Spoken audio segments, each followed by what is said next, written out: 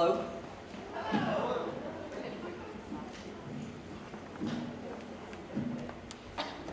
Welcome. I am Jane Kulo. I'm the director of the Virginia Center for the Book, and I welcome you on behalf of the Virginia Humanities, the producer of the Virginia Festival of the Book. It is my great pleasure to see you all in the same room. Many people I know, many faces that I recognize, and I hope many new people. Welcome to you all. I've been thinking about this day for a couple of years. Traditionally, many attendees of this event, this Friday night Crime Wave event, have also attended the Saturday Crime Wave events. So I want to call your attention to a couple of details that are on our website, but important for you to know. We will present 3 programs tomorrow at City Council Chambers at 10 a.m., 12 p.m., and 2 p.m. They will be stellar. Also, at a very late date, we learned that we must restrict attendance to those programs to 25 people each. I felt the same way, although I screamed some words I won't say tonight. To make these programs as accessible as possible, they will all be live streamed through every single platform the City of Charlottesville has, and the link to the live stream is on each event page. In addition, we will ask attendees to clear the room after each event. So as much as I might like to go at 10 o'clock and sit through 3 programs and stay there, we can't let that happen. I appreciate your patience and understanding as we do our best to keep everyone healthy and work within the restrictions that we developed and also those that we have been handed. So, if you have questions, I will be here all night. To move on, I'd like to remind you about some general housekeeping. Please silence your cell phones. None of you want to be the one with the timer going off.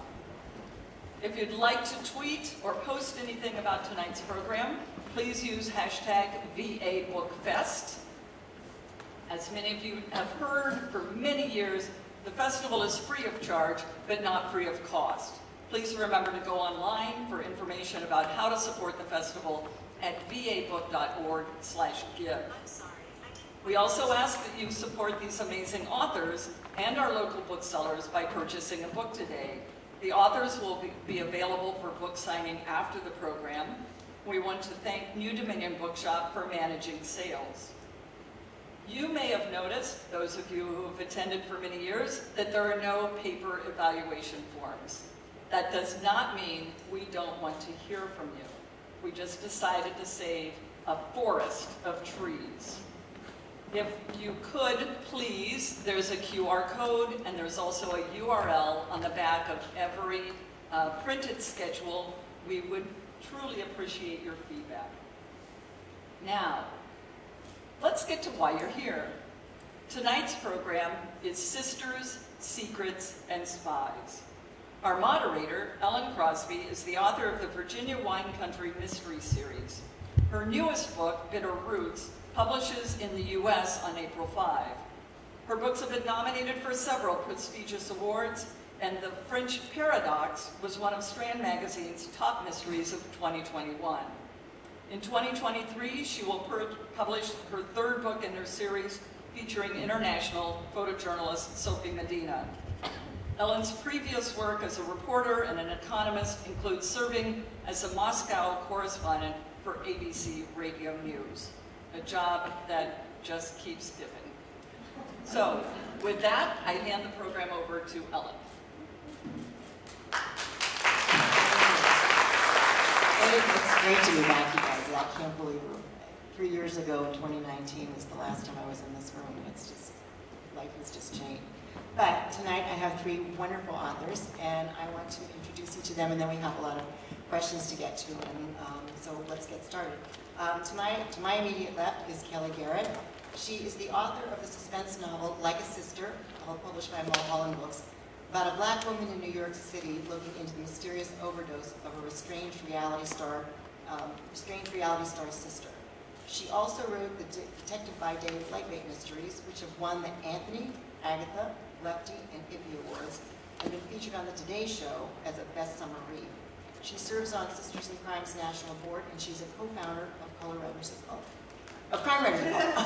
Sorry, Crime Writers of Color. Okay, sorry.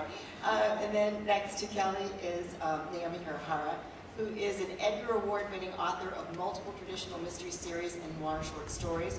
Her Mas-Arai mysteries, which have been published in Japanese, Korean, and French, feature a Los Angeles gardener and Hiroshima survivor who solves crimes.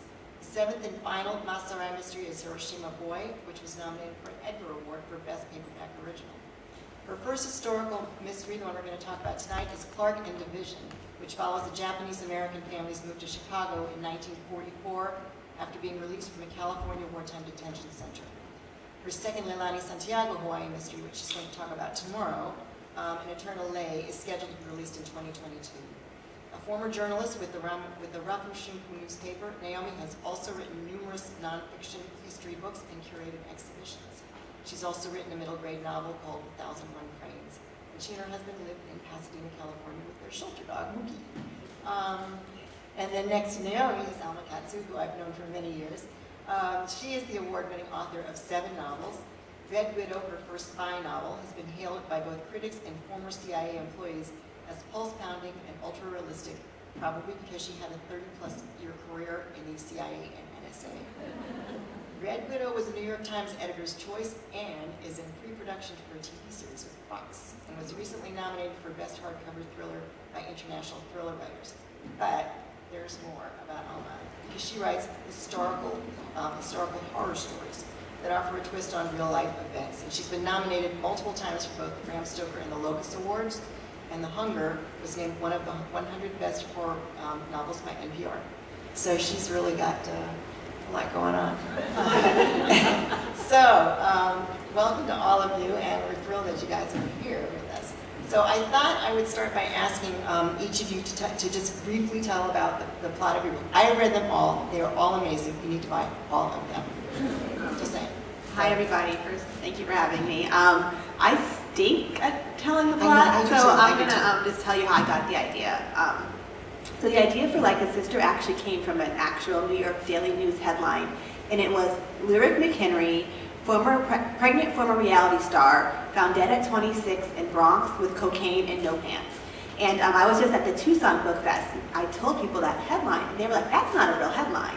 But if you've ever been to New York, the Daily News, like that's their brand. They do horrible headlines like that. But of course, I'm a crime writer, so I see it, I'm like, ooh, that's a book, right? And so, but at the time, I just did not know how to write the book. Should it be a PI novel? What should it be? And I was walking down the street one day, and I go, oh, she was going to see her estranged sister, and she never made it. And so that's the story. The story is about Lena Scott, and she hasn't talked to her sister in 2 years because her sister has a drug problem. And all she knows is that her sister was coming to see her at 5 in the morning, and she never made it. And the cops want to dismiss it as an overdose, and she believes that there's much more going on. And so she kind of plunges into a world that she doesn't want to be in, which is the world of her family.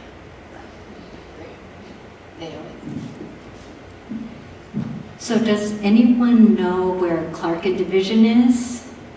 I guess we have no one from Chicago. Are you from Chicago? Oh, gee. So my historical mystery was spurred by actually a nonfiction book that I co-wrote with my friend. It's called Life After Nancinar. Is this okay? Okay.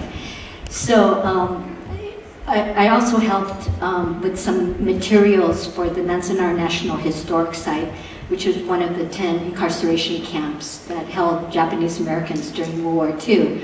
And the bookseller noticed that all these visitors would come through and they would say, what happened to all these people after they were released? And so that's what the nonfiction book was about. And I knew from my elders that a lot of people had gone through Chicago, or I had Japanese American friends who had ties to Chicago, but it wasn't until I started doing research for that nonfiction book that I realized that was the #1 destination for Japanese Americans being released from camp, especially early, like during World War II.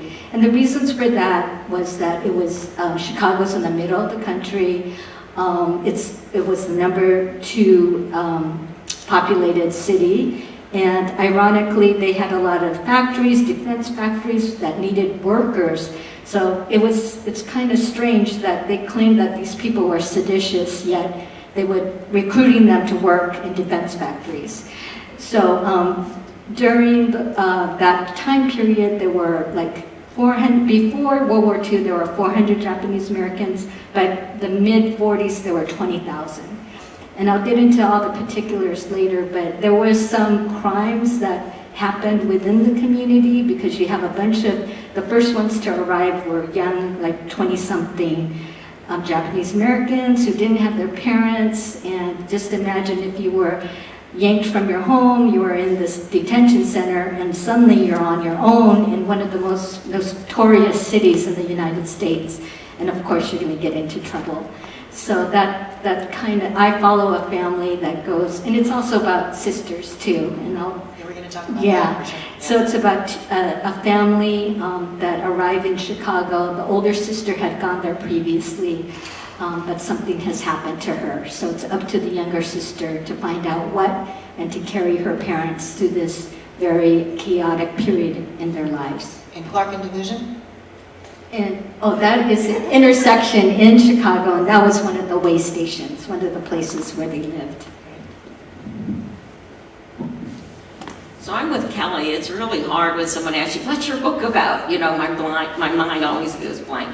So I'm going to talk about how the book came about, and then I'll tell you a little bit about the book. So I had been writing these historical horror novels, and one morning I was meeting my editor. She just happened to be in Washington, D.C., and she said, you know that show, The Americans? It was going into its last season. She said, I'm really going to miss that show. I wish somebody would think of a story for me that was like an espionage story, but also had this domestic component. And then she looks at me, she goes, what do you think? And so I did what any author would say, I'll get a proposal to you in a week. And that's where Red Widow came from. She knew that I was interested in writing a spy novel because, as Ellen said, I'd had an over 30-year career, and this was right around the time that I retired, even though I'd been writing for about 7 years at that point, being published. But I knew there were things that I would want to bring to a spy novel that you just don't see in a lot of popular culture that tries to depict what it's like to work in espionage. You know, I wanted to talk about, to show people the incredible sacrifices that the people who work in this field do, and their incredible dedication to the American people.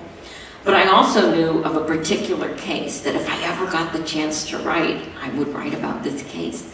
And that's what the story's about. It's an actual true case. And if I told you what that case was, you'd all recognize it because it was in the news a lot, but it was never publicly associated with CIA. This is usually where people start trying to guess what the case was. Anyway, so that's all what's in Red Widow. But what the story is about is a young CIA agent, very promising agent, who ends up doing something that gets her in a lot of trouble. And she's about to go on probation, basically, waiting adjudication, when she's given the opportunity to find a mole. They think there's a mole at CIA who's giving away the names to the Russians of Russian assets. And in the course of this, she ends up getting entangled with another CIA agent who's referred to as the Red Widow because her husband was killed in an operation in Russia a few years earlier. And that's where the sisterhood part in my story comes in. Because, you know, one thing that was very important to me was to show what it's like working in intelligence as a woman today, what the reality of it is. And it's not just in intelligence. I'm sure a lot of women in the room will realize sometimes women are kind of pitted against each other in the workplace, right? There can only be one woman who's going to get ahead, so they kind of make you battle it out. And so there's a lot of that kind of tension at the agency, but it really is a story about cooperation and how these two women come to depend on each other to get to the bottom of what's really happening. I have to say, I am very glad to hear the two of you don't like telling about the plots of your books. And tomorrow, when it's my turn, I'm gonna do what you did. So it's so hard, you know. I mean, you write 80,000 words, you spend a year, you know. tell us in 10 words, 20 words what you wrote. Like titles are also really hard. Yeah, titles are hard too. Titles are very hard too. So next I want to ask you all, none of you started out professionally as mystery writers, and you all had different backgrounds. And so Naomi, you were the editor of Hiroshima Boy, which is the largest Japanese-American newspaper in the country. And you spent 30 years researching and archiving Japanese-American history. And as you said, you wrote this nonfiction book. So you started, that was your background. And then Kellye, you were a journalist in New York, and then you became a screenwriter in Hollywood, which you're going to have to tell us about. And then Alma, you were working in the intelligence world. So how did you all end up doing what you're doing? Whoever wants to go first. Yeah, kind of crazy. So I didn't expect to go into intelligence is really the answer. I'm old and, yes. So pre-internet, right, there was a lot of mystique about the intelligence business, especially if you weren't from Washington, D.C. So I got the opportunity I started at the National Security Agency, which is even more mysterious than CIA. And I told them, I'll only stay for a few years. I'm going to be a novelist, and I'm just coming here for the experience. Not that I wanted to write spy novels. And they just patted me on the head and said, sure, whatever. And I ended up staying for 30 years because it was an amazing career. But 10 years before retirement, I had written a book which has nothing to do with intelligence. It was called The Taker, if any of you heard of it. It was what was popular at the time, which was these sort of romantic, fantasy, supernatural, paranormal kind of thing. Very, very dark, very unlike anything that I write now. And that was my first book. And so imagine my embarrassment when my colleagues at CIA and across the federal government were like, oh, I heard you're getting a book published. Is it a scholarly book about my field of endeavor? No, I had to explain it was a book about magic and love and all that stuff. And I actually retired. I left the government. How did you write it when you were, you can't even bring your phone into CIA, so what did you do? Get up early, or what did you do? Right, there were no cell phones back then. It took me 10 years to write that book, to get it to a place, and I wrote every day. There's a lot of debate, right, about do writers have to write every day, and so I'm not telling anyone what they have to do, but I know what worked for me, and I had to write every day. I also went back and got my master's degree in writing at that time. And I worked in the Office of the Secretary of Defense during the Iraq War. So I was a little busy. But it was this crazy determination. I wanted to see if I could write a novel, that was really good. and it took 10 years, but it did end up selling. And that novel did really well. But like I said, I don't write anything like that anymore. And I'll shut up now. Naomi, Kellye, okay. It took me 15 years for my first book to get published, and as was said, I was a journalist. During the pandemic, it's been really interesting because we do virtual events, and I never had the opportunity to speak to Michael Connolly so much than during the pandemic. We had 3 virtual, because he's always surrounded when we go to these mystery conventions, but there's just me and him right there on the screen. And we figured out that he had been working at the LA Times as a crime reporter, which is just blocks away where I was working as an editor for this Japanese-American newspaper in Little Tokyo.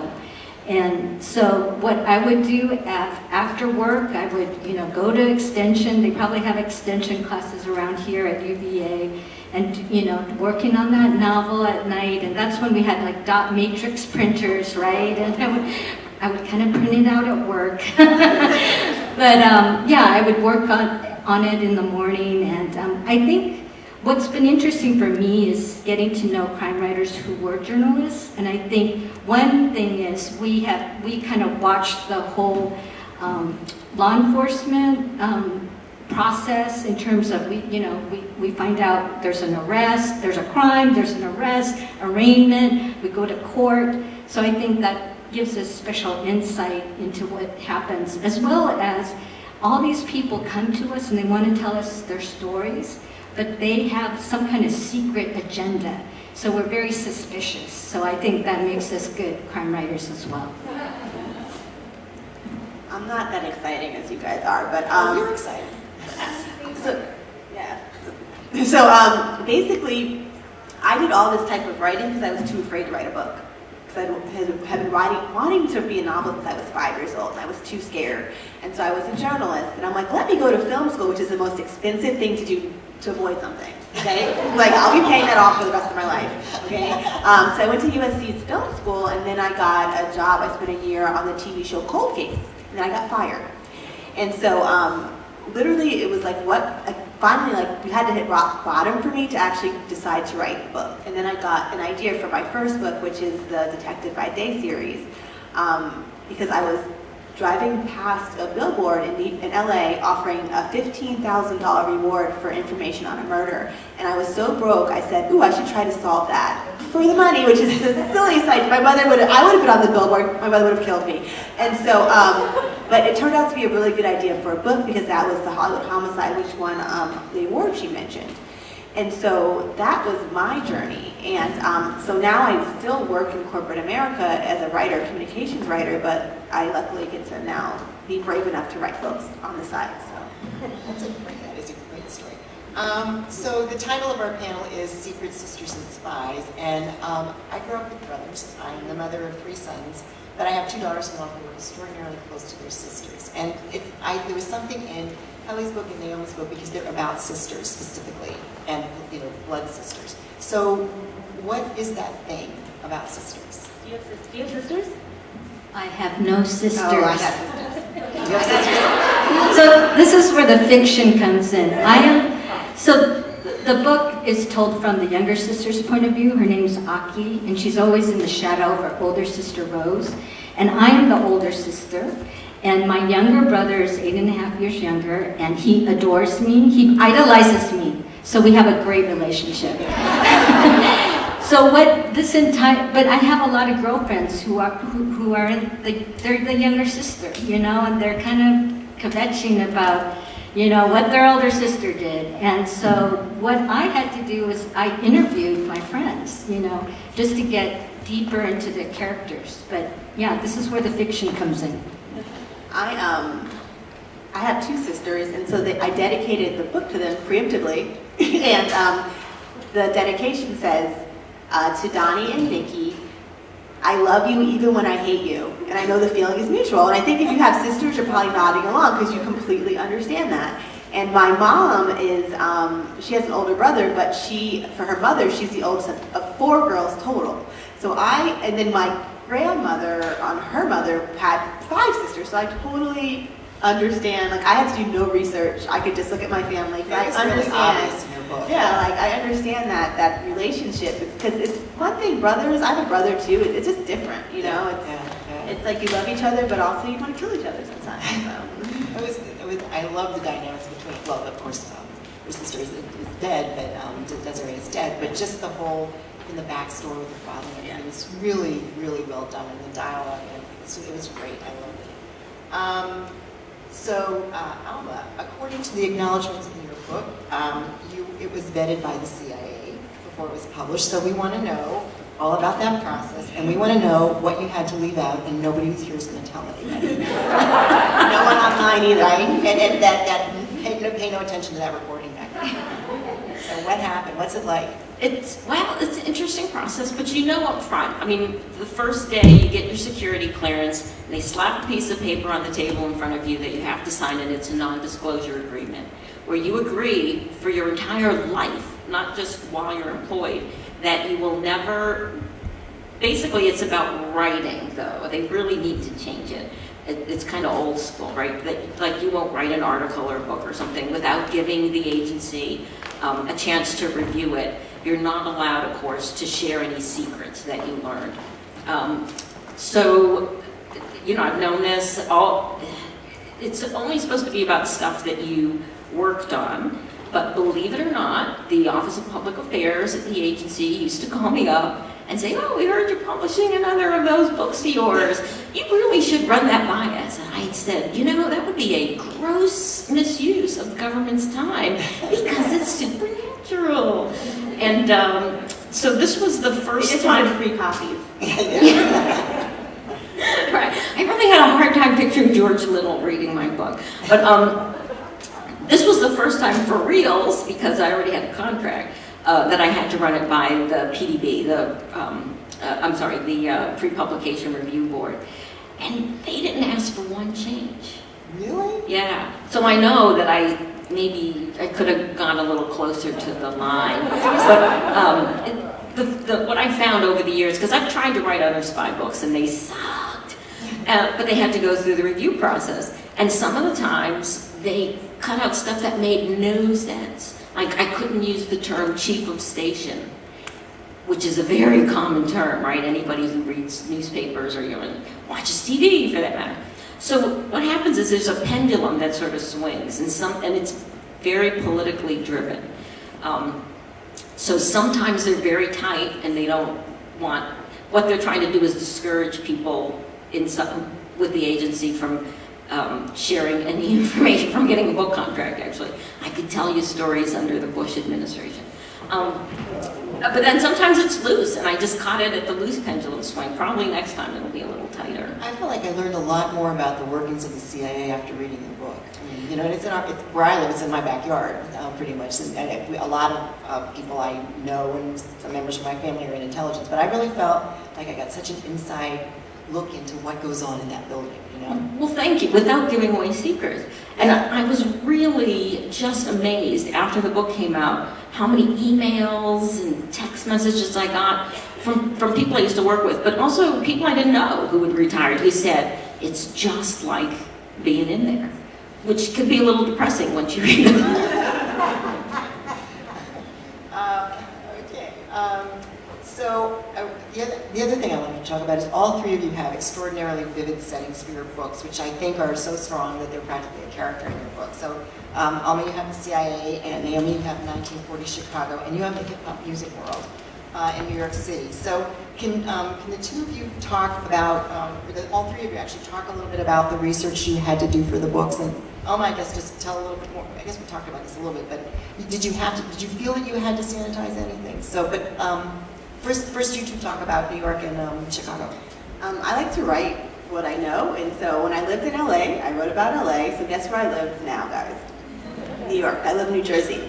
So it was easy for me, and when I was younger, like Harlan Coben he grew up in the town next to me, and so he always puts real life, like New Jersey and New York locations in his book, and when I was younger, I used to love reading that, because I was like, ooh, I recognize the place. And so it's really important to me to have real life locations in the book. So if you read like a sister and you go to New York, you can be like, oh, that's the place Kellye was talking about in her book. When it came to hip hop, I worked as a hip hop journalist. Yeah, that was 20 plus years ago. I work for a music company now. So again, it's not a lot of research just because that's the world that I work in. But it was so great. I mean, I knew nothing about that, and it was really vivid, the whole hip hop world. How does she know that? And then I read this interview that you had. Yeah, that was great. That was great. Naomi, how did you do 1940 Chicago? I really pushed myself with this book. I don't have sisters. I had been to Chicago only once, but I felt like I was at the stage in my career that I really needed to write about things that I hadn't really experienced myself, at a certain point. And luckily, these days it's amazing with digital archives, like so many newspapers you could just access on your computer. I went to 2 research trips to Chicago, and luckily I had social historians. One of the great things about becoming a writer is you make friends with people, right? And they volunteered to put me up, to show me around. But if you go to Chicago today, there's hardly any remnants. So because the government told the Japanese Americans who arrived there, do not congregate in numbers more than 3. But of course that was ridiculous because there's newcomers coming into the town, there's a housing shortage, so people had to gather, and these are people that they trusted. But as a result, there's not many physical landmarks. So this book, Clark and Division, kind of goes underground, and there's a lot of oral histories though available online, and I interviewed people that I knew in Los Angeles. Most people eventually returned to the West Coast, and there's a lot of photographs as well that were very helpful. But the government's photographs are more sanitized, and I was able to look at some other photos that were taken by documentary photographers that really revealed the true state of people, like that they were in trauma, that they were in desperate situations. And I think for me, the heartwarming thing about writing this book is I get young people who wonder what happened to their grandparents, their great-grandparents. They knew that they went through Chicago, but stories were not shared. And I think Clark and Division gives them a little piece of what their ancestors might have gone through. Whose idea was it for the map in the book, which is really helpful? I love maps. Well, my publisher's Soho, and they're very big on maps. Right. And so my friend, the social historian, he Google maps all these places that existed in the 1940s. I mean, he's younger than me, but he has such an appetite for history. So, we went back and forth. And so far, like if you get your town wrong, right, writer's gonna hear about it. And I haven't heard anything. So, and actually the Chicago Review of Books, they nominated Clark and Division for one of their literary awards. So for me, I mean, it didn't win. It didn't win. But yeah, but I felt that was a good endorsement. Oh, that is great. Yeah, and then Alma, I'm not sure if you answered a lot of the question, but tell it a little more. I mean, we can never learn enough about the Well, I'll CIA. just tell you a funny thing. And Okay, my tell me. other books, which Ellen, told you about, The Hunger was about the Donner Party. The Deep was about the sinking of the Titanic. The amount of research that I had to do for those two books was enormous, especially the Titanic, because there's a lot of people out there who love the Titanic. And if you get anything wrong, they will come after you. So I was really scared. So I put a lot of research into that. And then when I went to write Red Widow, I didn't have to do any. It was the easiest book. I mean, the plot is really tough. But as far as researching places, how things work, and I had just retired. It was all fresh in my mind. It was great. But Alma, was it hard? Did you have to self-censor yourself at all when you wrote it or no? I think it would have been different if I hadn't written any other books before. The hardest thing is when you work in intelligence, especially CIA, which is considered the cream of the crop, at least by now. I've worked at other agencies, so I can tell you the truth, right? There's a lot of interagency rivalry there, but CIA considers itself the preeminent one. The competition is tough. People have huge egos, all that kind of stuff, and so that's what I had to get over. I knew, having written other novels, that when people buy a book, they want a story. It's a novel. Maybe in nonfiction, they want more facts and all that kind of stuff. But it's really hard. Like, I have a lot of friends from the agency who tell me, I think I want to write a novel. And all I can think in the back of my mind is, good luck, buddy. Because you have to leave your ego at the door and not show off all the time to tell an engaging story. That was really the biggest challenge. And getting over that fear that my colleagues, when they read the book, are going to think, that was dumb or whatever. I put some of my friends in the book. And Did you really? Yeah. Did they know it? Yeah. It's dedicated to a friend of mine who passed away, who was just amazing Russia expert. Everybody loved him, and he died suddenly and unexpectedly. So I got to make him the senior director for Russian affairs at the NSC. It's like a promotion. And then one of the heroes is a guy that we started at NSA at like the same time, and so we've known each other for our entire careers, and he ended up being a chief of staff at CIA. When General Hayden was the director, he brought him over with him from NSA, and so he was very senior at CIA. Did you change their name though? I mean, It has the same last name. He has the same last name. So now he's telling me that he wants to play himself in the TV show. Yeah. Shoot your shot. Of course. I think that's our superpower, that we can immortalize people in our books. This is For true. good and for bad. And we can also It's love, too. Or you can kill off the ones who don't like you. Well, I gotta say, the villain in the book is a true character too. I worked for that guy. Did you really? Yeah. It was horrible. It was horrible. So talking about all these books, has anybody got plans for, they're standalones now, but is anybody writing a sequel or? I wanted, like, because I wrote a series before, I wanted to give my character like a happily ever after, you know? Yeah, I So I was like, know. I think like horror story, like I just watched the new Scream and it's like, the movie ends, you're like, okay, finally happy ever after, and then the next one comes and like, dang, like Jason's back to kill him again, like, you know, like that. It's like, I want to give her a happily ever Well, after. yeah, it seemed very complete, I Yeah. thought, you know, but I just love the character. It's just, you know, if you couldn't do something more with it. Yeah, and Naomi, no? Or? Yeah, I get what you're saying, Kellye. You don't want to put your characters through trauma. But then my editor asked for a second book. This is a follow-up, you know. It's not a series. The same characters or just the It's same world? it's the same narrator, but we are in 1946 Los Angeles, and it's called Evergreen. When is it coming out? Well, I can turn it in. Same. Yeah. This is supposed to be the first book in a series, so thank you. I'm in the process of finalizing the second book, which is called Red London. And it has to do with exactly like what's on the front pages of everything, right? And England's really cracking down on the oligarchs. So now I'm gonna have to rewrite it. You're gonna have to go to London. Ah, wouldn't that be nice? Yeah. Speaking of all of that, Alma, so tell us about this Fox television show. Yeah, it's weird. It's what you all hope for, but you don't dare hope too much. So this is the second property I've had that's been optioned.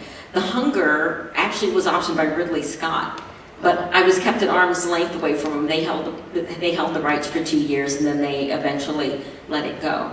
So I had no idea what to expect. But as you guys probably know, right? Like when streaming services started, there was suddenly like this big market for intellectual property.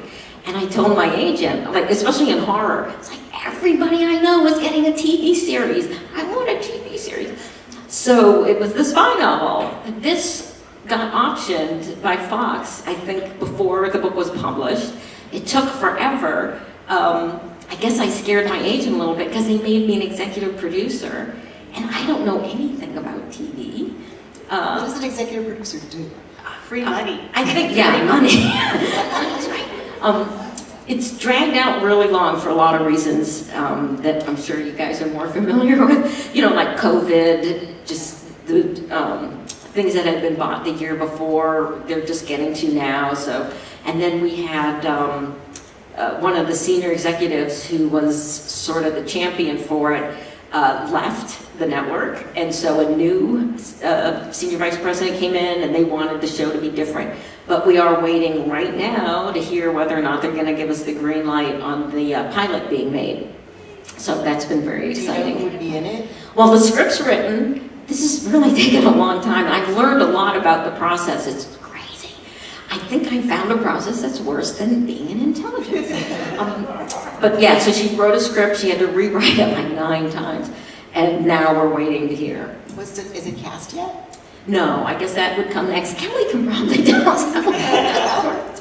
I think if they greenlight the pilot, Yeah. that means that's when they'll start casting. Okay. So right now it's just basically script. You could throw roots waiting for that, you know? Yeah. So a couple of times it's popped up in the conversation. I think all of these books were written during COVID, or at least a chunk of them were written. What was it like for you all to write a book during COVID? I was lucky in that I commute from New Jersey to New York for work, and so that takes a while. I used to be gone from my house from 7 to 7, and so having to just like roll out of bed and go to work, I saved myself 2 hours a day. So actually I enjoyed it, and also I'm like an introvert, so I don't mind being like by myself in my pajamas all day, you know, it works for me. So that's been good, you know. Yeah. I've been more productive, but I actually just started going back to work hybrid, so we'll see how it goes. Yeah. I think for me, I knew I couldn't be as productive, so I wrote and rewrote Clark and Division during the pandemic. So I was kind to myself. A lot of things happened. My editor actually, Soho, is a a very family-oriented publishing house. I love them. You get like the hand-holding and cheerleading of a small publisher, but Penguin Random House distributes it, so they have that power. But my editor decided, she's a writer of her own regard, and she of note, and she decided to take a leave of absence because her salary was higher than the other editors. And then I'm thinking, that's very nice of you, but what about me? What's going to happen about my book? And it got delayed, you know, my mind, I wasn't really registering, like, we are in a pandemic, because they were saying, well, it's not going to come out this month. And I was thinking, oh, it's going to miss the LA Times Festival of Books. And and this was like 2021, right? There was no Festival of Books, you know. And it wasn't going to make the Asia Pacific Heritage Month. That was May. And finally it dawned on me, Naomi, just let it go. And I said, whenever you feel you want to publish it, just release it. So it was released in August of last year, and it turned out to be like the best time for it to be released. And I got to talk to Michael Connolly and Sarah Paretsky and all these wonderful writers who interviewed me, you know, online. And that wouldn't have happened probably if it was like regular times. Michael gave you a wonderful blurb. He loved that book. He was very sweet, yeah. So you probably kind of figured out I'm kind of a type A person, right? And so I like to have a lot of projects lined up. So I generally am writing a book a year at this point. And so that just went like clockwork. But what I did notice, and you reminded me talking about how real life ended up impacting what is a normal schedule for us, right? What we would normally expect, was watching how the publishing business, both the publishers and bookstores, had to constantly scramble to react to the changing, circumstances. How people were engaging with books, were they paying attention to books? Like in the beginning, before we came out, we were talking about the pandemic. It's a 2-year anniversary just about. My last historical horror novel, which was The Deep, the Titanic book, came out that week when the country went on lockdown, and I was on tour, and I got pulled back from tour. And, nobody wanted to hear anything about anything that wasn't the pandemic, that wasn't COVID. It took about a month before anybody anywhere wanted to talk about books, right? Like there was all the newspaper coverage and all the media we'd lined up disappeared overnight.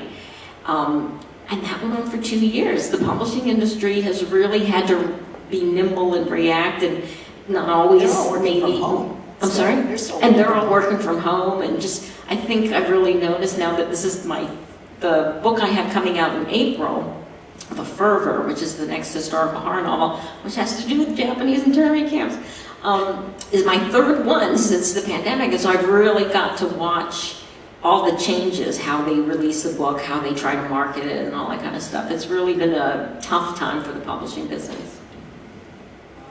I have a couple more questions, but I thought maybe we should turn around and ask if the audience has any questions. We can do that, and then if there's time left over, we can talk a little more. Does anybody have any questions for these wonderful panelists? Yes. In terms of plotting your books, how do you go about plotting books? How do you know when you're done? Are you writers who start with an end in mind and you know when you're done, you got to do it? Or how do you know when you're done? When you say done, do you mean like your final draft sent to your editor? I say yes, but I'm really asking about your satisfaction. Was it like you feel like it's done? Because I'm sure you've got deadlines that you've got to meet. Could you repeat the question before you answer? How do you know when your book is done? When are you ready to say it's done, the plot? Yeah. So they had the big debate in writing is plotting versus plotters versus pantsers, and plotters are are outliners, and pantsers are people who they say write by the seat of their pants. And so I hate the blank page, like it scares me. So I am a super plotter, like 25-page outlines, and I'll still throw out the last third after the outline.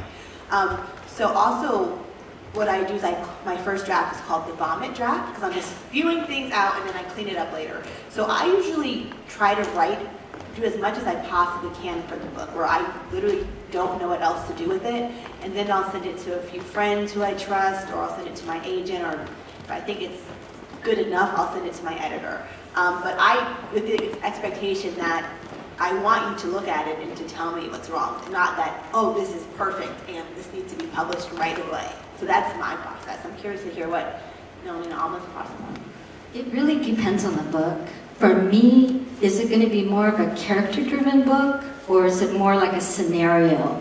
Like Stephen King, he's famous for, thinking about these, what if this happened, then what?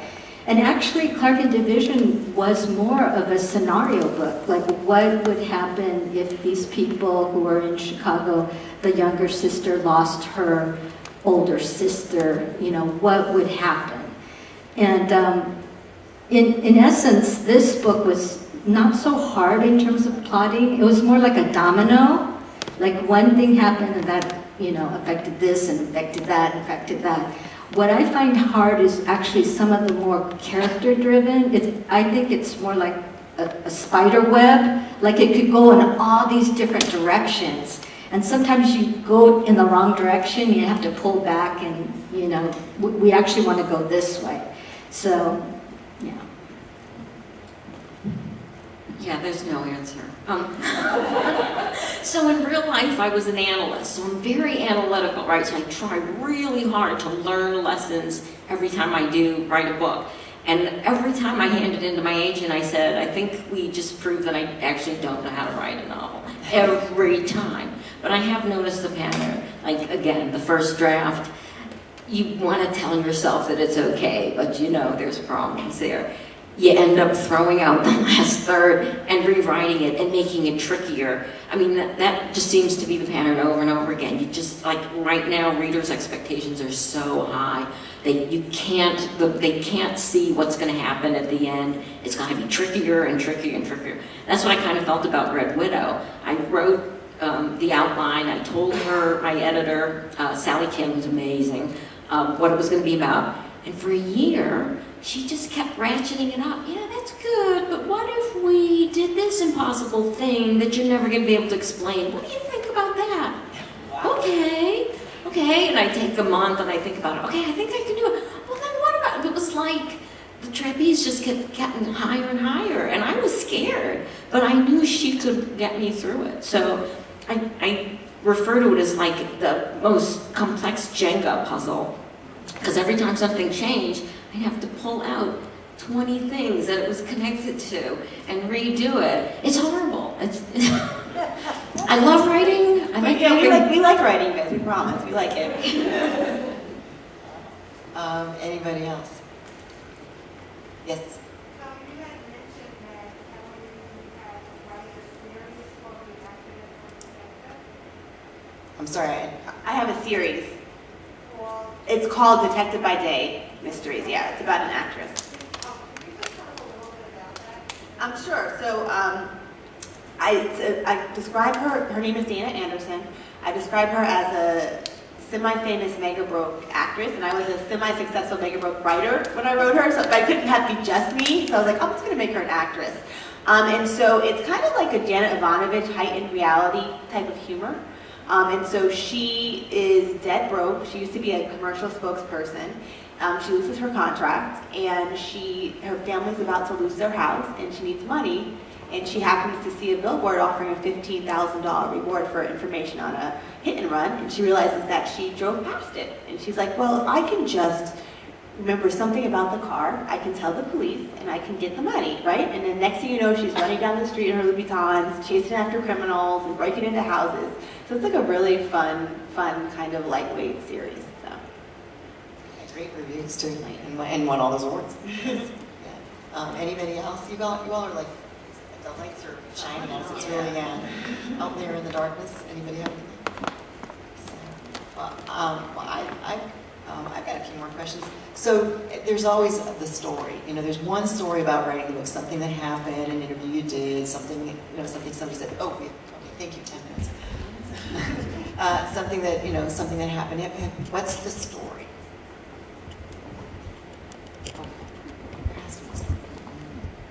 Take it away, Naomi.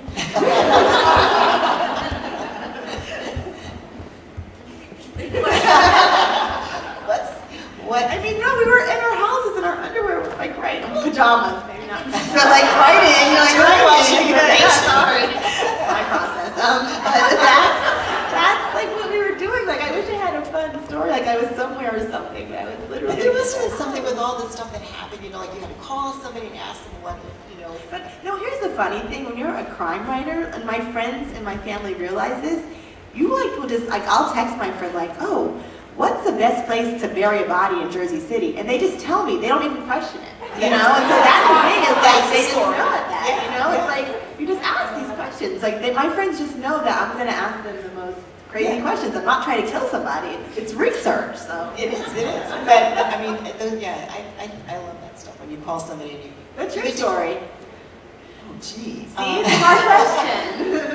I guess my Gardner series, based on my late father, the Masarai series, and my mother has she hasn't read one word of any of my novels that I've written. And I've been on panels like with Attica Locke, and she says, my mother's been so supportive, and I'm like, my mother doesn't admit to reading anything I've written.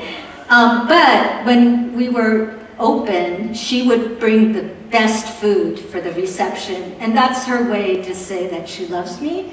But I think it's just very frightening for her, especially I write about Japanese Americans. It's like, how am I in this, what is my daughter saying about me, But I have written about a father figure, and that's purposely, I think. And with my father, he reads better in Japanese, so when my series was translated to Japanese, he finally read it. And he goes, hey, you wrote about me. And I said, Dad, you knew I was doing all this research. But I go, but you're no detective. But he was following me out the door, and he goes, hey, my friends want to know when the next book is coming out. So I figured that was the endorsement. You made him famous with his friend. See, there's 2 stories already. Yeah, God, I have so many crazy stories. I don't we know. want to hear them. Oh, well, but I was going to say something actually kind of sappy, as opposed to a crazy story. I just want to say how much I admire what you do. I'm Japanese American too, and it's a tough heritage. And my next book that's coming out is the first time I've ever written as my ethnicity, and to be able to write about what happened during the internment. My mom is Japanese. She was in Japan during the war, but my husband's family were all interned. And so we heard the stories over the years and did a lot more research. But like you said, a lot of them don't want to talk about it. They don't always want to share those. It's a very, very complex issue for them. And Harder than the CIA, right? well, I'll tell you one thing. I worked at one place, I won't say where I worked with a lot of Japanese Americans. A lot of them were from Hawaii, so they didn't have the internment. But we still shared a lot of, like some of the guys, they retired after I left, before I got there, but they served in the military. Japanese Americans went and served in the military, and it was an incredibly dangerous situation. Some of them were with Merrill's Marauders in Burma. Just the stories and the pages, but anyway, it's really tough to write about, and you worked at the newspaper for so long, you've been immersed in these issues, and I just like listening to you talk, I just want to well up and cry. It's great work.